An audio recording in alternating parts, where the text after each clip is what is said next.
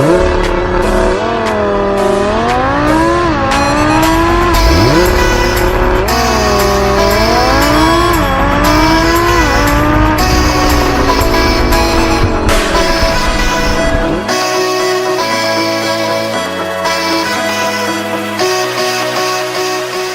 bought this Lamborghini Huracan 3 weeks ago, and since then I've driven it like any responsible owner would.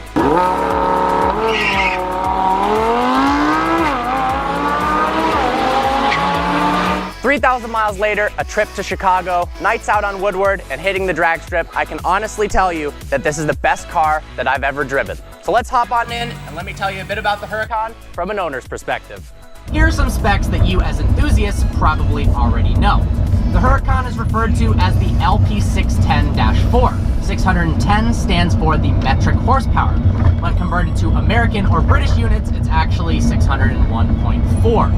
The -4 means that it's all-wheel drive. As you also probably know, Lamborghini recently unveiled the LP580-2, which, you guessed it, 580 metric horsepower, and it's rear-wheel drive.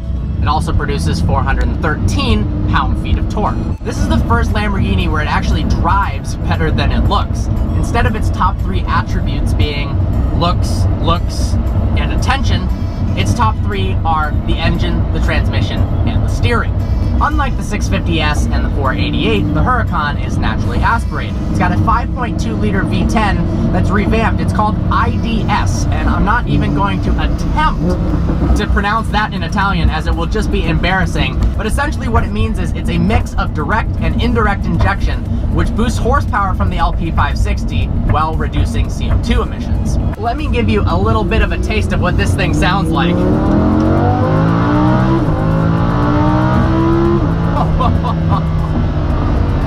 It produces its max horsepower at 8,250 RPMs. Its redline's 8,500, and this is one of the best sounding cars of all time.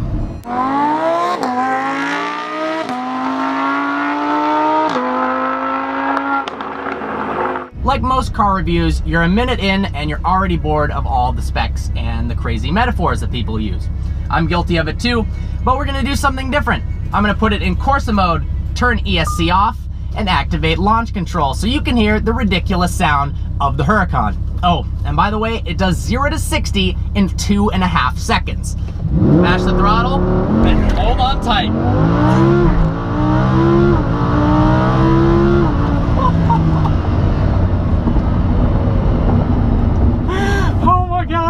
The acceleration in this thing is out of this world. The quarter mile happens in 10.4 seconds. I've taken this to the track, and the first run ever, I ran a 10.7.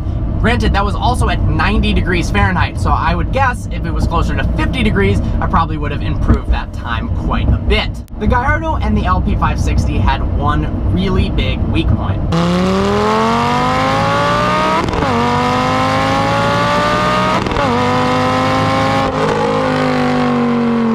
It was the transmission. At full throttle, those banging shifts were absolutely incredible.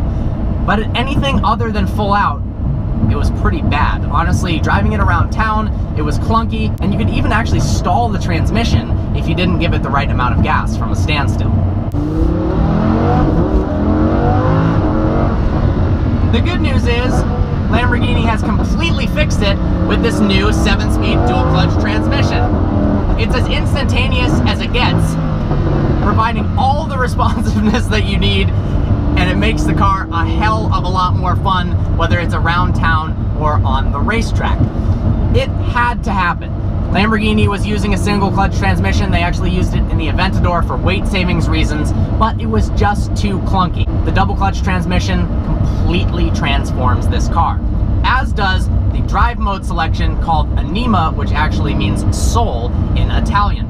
Let's put it in Strada, that means street in Italian. I rarely ever drive in this mode. It makes the car incredibly tame. The steering is lighter, the suspension is softer, and it's a lot quieter. To be honest, it's a little bit boring. But if you're in the rain, or you're driving to and from the store and it's bumper-to-bumper traffic, you can throw it into automatic mode, and the car is very, very easy to drive. Now flip it into sport. The car completely transforms. Instantly, the exhaust is louder, the paddle response is quicker, it holds RPMs higher, and the suspension and the steering are tighter. This is where I spend the majority of my time. The cool thing is you get all the responsiveness and the control of Corsa mode, but you've got a little bit more traction. In Strata mode, you've got basically full traction control. In Sport, it reduces that a little bit. But it doesn't allow you to bang into the rev limiter. So if you make it to 8,000 RPMs and you let off the gas or you shift, it's not going to shift for you. But if you run it into the rev limiter, it will shift for you. So if you're doing something like a roll race or you're drag racing, chances are this might be the fastest mode. Now, if you want to go all out, which obviously in a car like this is necessary sometimes, you put it into Corsa mode. Now, Corsa mode is absolutely insane. Traction is less. It can bang into the rev limiter, shifts, punch you in the back. Watch this shift.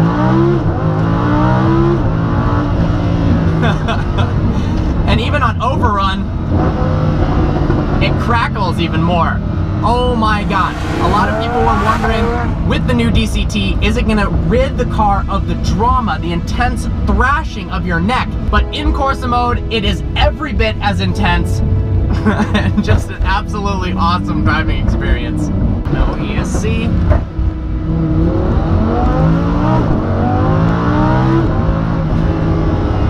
Even with traction control turned off, the amount of grip this car has is unbelievable. The all-wheel drive system is incredibly advanced, and this car inspires confidence when driving fast like almost no other car. The best way I can describe the feeling of driving a Huracan is like a Porsche 911 GT3 with a mid-mounted V10 in it. It is that sharp. It is that capable in the track and just on back roads. It's incredible how well this thing performs. I've driven this car every single day for the last 3 weeks. That means sometimes boring driving, trips to the grocery store, bumper-to-bumper traffic, cruising on the freeway, and of course, awesome parts like trips to the drag strip and hauling ass on back roads. The crazy part is the Huracan does everything extremely well. It honestly doesn't suffer from the typical compromises that you have when you try to make an all-around great daily drivable supercar. It looks great, it sounds great, it handles well, it's comfortable to drive when in Strata mode and even Sport or Corsa. The interior is more spacious than the Gallardo. It feels a lot roomier. There's plenty of legroom. Storage space is pretty lame, I'll be honest with that. But overall, oh my God, is the Huracan amazing. My favorite part is when driving it, you actually feel one with the car. Now hear me out before you write that off as the corniest shit I've ever said. And it might be, but there's some absolute truth to it. The Huracan performs so well that your hands, your feet, your eyes, and your brain all feel connected and in sync with the car. It will do whatever you want, however you want it. Unless a heavily modified GTR pulls up next to you on the highway, you should probably just put your emergency flashers on and exit as fast as possible to save yourself the embarrassment. Ferrari owners often use the phrase, driving a Ferrari is more like dancing than it is driving. And at first that phrase made me want to vomit, but there actually is some substance to it. This is a next level of performance where what you feel, what you see, where your eyes point down the road, the car is capable of doing. And it's so quick that for the average consumer, the average buyer of this car, there is no way you'll ever be craving for more. The interior is absolutely gorgeous. It's got Alcantara with green stitching mixed with leather. The center console is shaped very much like the Aventador. You've got the flip-up start-stop fighter jet style switch, and the reverse lever looks like it's something out of a Star Trek movie. The instrument cluster is one of the coolest parts about the car. It's digital, fully customizable with the controls on your steering wheel. Hold up on the steering wheel, it changes it to the speedo, but I don't usually use that. Well, you're probably bored again, so I'm gonna put it in launch control.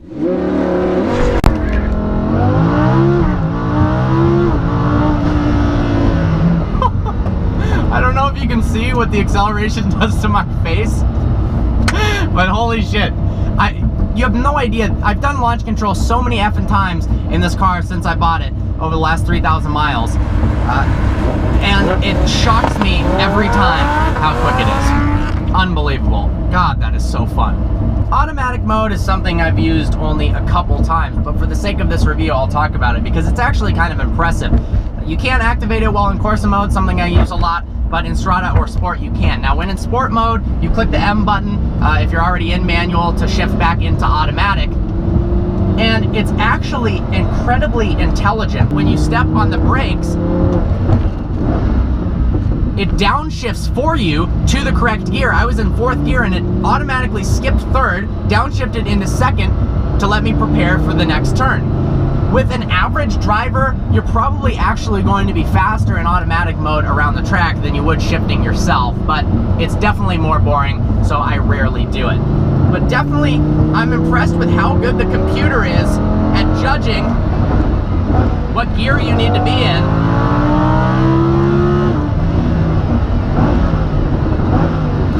How cool is that? I'm not shifting at all, and the computer did everything. Some of you are going to comment, that's not cool at all. That's boring. I guarantee you, if you were flooring it in the car, you would think otherwise, but I don't really use automatic mode. Just wanted to talk a bit about it.